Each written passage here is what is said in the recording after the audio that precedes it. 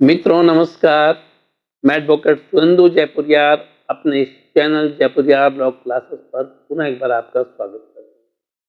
मित्रों, पिछले वीडियो में मैंने 498 ए की बात कही थी और जिसमें यह भी मैंने आप लोगों को कहा था कि महिलाओं के द्वारा जो दुरुपयोग किया जाता है 498 ए का आपराधिक मुकदमों को दर्ज किया जाता है अपने पति के ऊपर, परिवार के ऊपर, यह गलत है।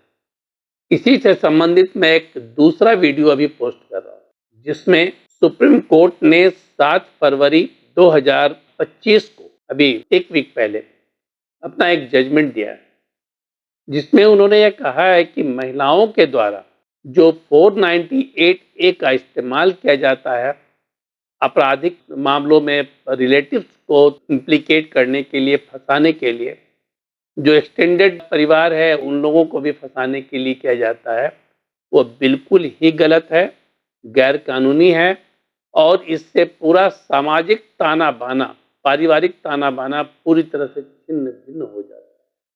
तो सुप्रीम कोर्ट का यह कहना है कि भारतीय परिवार जो है वह विश्वास पर आधारित है, बंधा हुआ है, एक दूसरे के साथ, समाज एक दूसरे के साथ बंधे हुए हैं।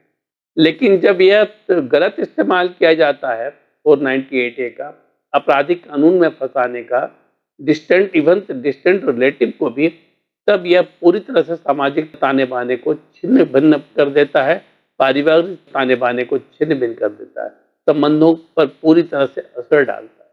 यहाँ पर जो केस मैं की चर्चा में करने जा रहा हूँ, यह केस है तेलंगाना का, जिसमें कि एक महिला ने, जिसकी शादी हुई, 5 साल तक शादी चली, एक महिला ने 498 ए का केस अपनी पति के ऊपर तो किया ही, सास के ऊपर भी किया, अपनी मौसी सास के ऊपर भी किया जो वहां रहती भी नहीं थी, और अपनी ननद के ऊपर किया, अपने नंदोई के ऊपर किया। वे सारे लोग वहां नहीं रहते थे और कहाँ, वह तेलंगाना के दूसरे एक छोटे से रिमोट शहर में वह रहती थी और हस्बैंड चेन्नई में रहता था। जो ससुराल का परिवार था वह पांडिचेरी में रहता था।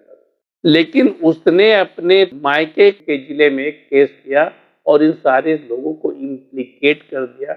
और सिर्फ एक ही केस नहीं किया, 498 और 506 के तहत तो अपने हस्बैंड के ऊपर, मदर इन लॉ के ऊपर, मौसी के ऊपर, ननद के ऊपर, ननद के हस्बैंड के ऊपर, सभी पर ऊपर तो केस किया ही किया। दूसरा एक केस अलग से अपने हस्बैंड के ऊपर किया, डोमेस्टिक वायलेंस को लेकर किया, और उसमें भी इन लोगों को इम्प्लीकेट कर दिया। जो लोग थे रिलेटिव थे, जो सास थी, ननद थी, उन सारे लोगों को भी इम्प्लीकेट कर दिया।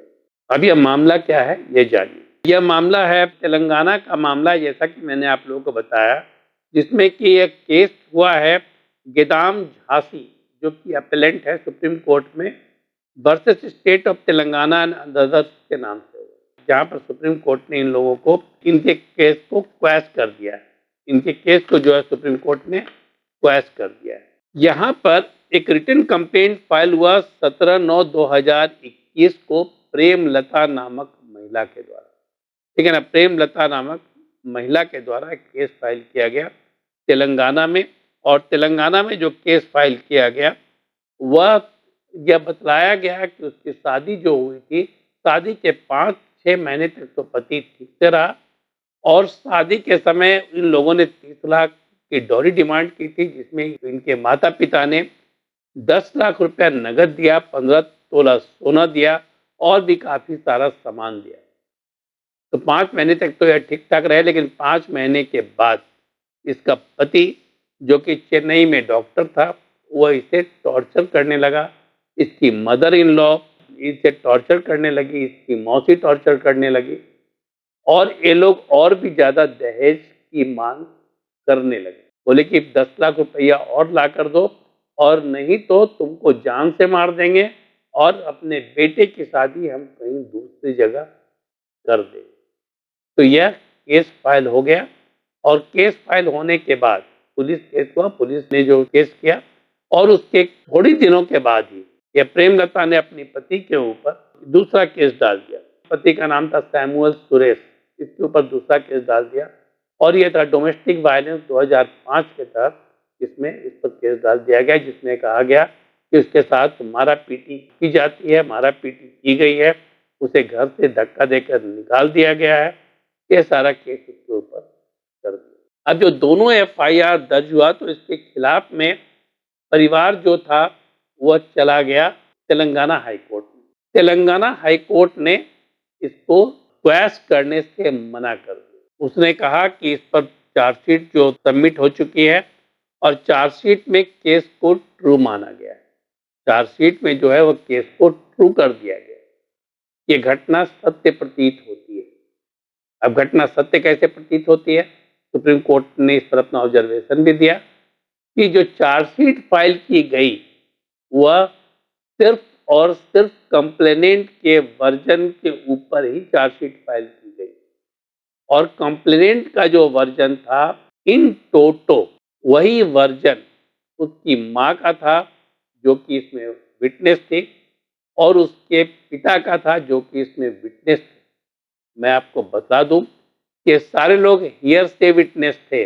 इसमें कोई भी घटना को देखा नहीं था, आई विटनेस कोई भी नहीं था। जो बेटी ने बतलाया उसी चीज को इन लोगों ने रिपीट कर दिया। दो और गवाह थे इसमें, वो था पंचायत के वरिष्ठ सदस्य, वरीय जो सदस्य थे वह थे। उनका कहना था कि उन लोगों ने पांडिचेरी में, चेन्नई में जाकर इन लोगों से बात करी, मामले को सुलझाने की कोशिश करी, पंचायत करी, लेकिन इसके बावजूद भी मामला नहीं सुलझा। शुरुआत में तो इन लोगों ने कहा कि नहीं, हम अब टॉर्चर नहीं करेंगे, अच्छे से रखेंगे, लेकिन बाद में इन लोगों ने इसे निकाल बाहर किया, मारा पीटी इसके साथ की, लेकिन इसका कोई भी रिटन डॉक्यूमेंट जो पंचायत का था वह अवेलेबल नहीं था। कोई भी रिटन डॉक्यूमेंट अवेलेबल नहीं था। दूसरी चीज है, अब जब चार्जशीट को तो सही मान लिया हाई कोर्ट ने और ये कहा कि मैं क्वेश नहीं करूंगा, और एक केस तो जो डोमेस्टिक वायलेंस का केस है वो भी पेंडिंग पड़ा हुआ था, तो जब ये क्रिमिनल केस को क्वेश करने से मना कर दिया तब ये लोग चले गए सुप्रीम कोर्ट। सुप्रीम कोर्ट ने दोनों केस को क्लब कर दिया। एक क्रिमिनल अपील जो थी उसको और दूसरा एसएलपी फाइल किया गया इन लोगों के द्वारा, उसे क्लब कर दिया। और क्लब करने के बाद जब सुनवाई शुरू हुई तो सुप्रीम कोर्ट ने पाया कि कोई भी एविडेंस एक्यूज के खिलाफ नहीं है। जितने भी एक्यूज है उनके खिलाफ कोई भी एविडेंस नहीं। यह सिर्फ और सिर्फ जो वर्बल एलिगेशन लगाया गया है वही है। जितने भी जो गवाहियां दी गई हैं वह सभी गवाहियां रिपीटेशन है, एक दूसरे के बातों को रिपीट किया गया है और कहीं पर कोई टेलीफोनिक टॉक का भी कोई सीडीआर नहीं, कोई डॉक्यूमेंट नहीं, कोई चिट्ठी नहीं, कोई पंचायत की प्रोसीडिंग नहीं, कुछ भी नहीं पेश किया गया। दूसरी चीज, सुप्रीम कोर्ट ने यह माना कि एक हस्बैंड रहता है चेन्नई में, हस्बैंड का के माता पिता रहते हैं पांडिचेरी में, लड़की रहती है कंप्लेनेंट है वह रहती है तेलंगाना के एक शहर में, भावनगर करके एक शहर है वहां पर वह रहती है, और पंचायत के जो सदस्य हैं वो पांडिचेरी भी गए और चेन्नई भी गए, और मौसी रहती है किसी और प्लेस पर। तो सारे जगह पर जाकर उन लोगों ने पंचायती, तो यह कहीं से प्रैक्टिकल नजर नहीं आता था। दूसरी चीज है, पंचायत के सदस्यों ने भी अपने डिपोजिशन में जो कहा वो वही कहा जो लड़की और लड़की के पापा और लड़की की मां कह रही थी। तो सुप्रीम कोर्ट ने कहीं से भी इस केस को मेंटेनेबल नहीं माना और यह माना कि यह केस जो किया गया है वो लोगों को इम्प्लीकेट करने के लिए कानून का गलत इस्तेमाल किया गया है और उसने उसे क्वैश कर दिया। लेकिन साथ ही साथ सुप्रीम कोर्ट ने यह भी कहा कि यह जो 498A का गलत इस्तेमाल किया जा रहा है, 498A का इस्तेमाल जो लोगों को फंसाने के लिए किया जा रहा है, परिवार के सदस्यों को फंसाने के लिए किया जा रहा है, वह बिल्कुल गलत है और इससे पारिवारिक ढांचा जो है, भारतीय समाज का पारिवारिक ढांचा बुरी तरह से शर्मरा रहा है। मित्रों, पिछले वीडियो में मैंने आप लोगों को बताया था कि 498A का महिलाएं कितना गलत इस्तेमाल कर रही हैं। सुप्रीम कोर्ट लगातार इस पर अपनी नजर रखा हुआ है। सुप्रीम कोर्ट लगातार अपनी टिप्पणी भी दे रहा है, ऑब्जर्वेशन दे रहा है और अब लगातार जजमेंट भी आ रहे हैं। ठीक है मित्रों, मैं उम्मीद करता हूं कि 498A पर काफी क्वेरी जो आप लोगों की रहती है वो क्लियर हुई होगी और आप लोगों के सामने जजमेंट भी है जिसको साइट कर आप कहीं पर भी अपने केस को आसानी के साथ लड़ सकते हैं। और महिलाओं के लिए भी एक हिदायत है कि अननेसेसरी जो किसी को फंसाने के लिए केस करती हैं, उसकी तरफ उन लोगों को नहीं बढ़ना चाहिए, क्योंकि किसी को यदि इम्प्लीकेट किया जाता है तो उनकी खुद की ज़िंदगी भी बर्बाद होती है। मैं हाई कोर्ट में लगातार पिछले 30 साल से प्रैक्टिस में हूँ और जब से 498 आया है तो मैंने 498 के चलते बहुत सारे घरों को टूटते देखा है, जिसमें महिलाओं की भी बहुत गलती रही है, पुरुषों की भी गलती रही है, मैं ये नहीं कहता हूँ, लेकिन महिलाओं की भी बहुत गलती रही है। और बाद में जब वे लोग अफसोस करते हैं और जब एक दूसरे से मिलने की कोशिश करते हैं तो वो समय निकल चुका होता है, क्योंकि आपकी विश्वास की खाई इतनी बढ़ चुकी होती है कि आपस में मिलना संभव नहीं रहता है। इस प्रकार दो जिंदगियां तो बर्बाद होती है और परिवार भी जो है वह बर्बाद होता है। उम्मीद करता हूं कि आप लोगों को ये वीडियो अच्छा लगा होगा और आप लोगों ने यदि इसे पसंद किया है तो इसे अपना लाइक जरूर दें इस वीडियो पर, इसे शेयर करें और चैनल को सब्सक्राइब अवश्य करें। धन्यवाद।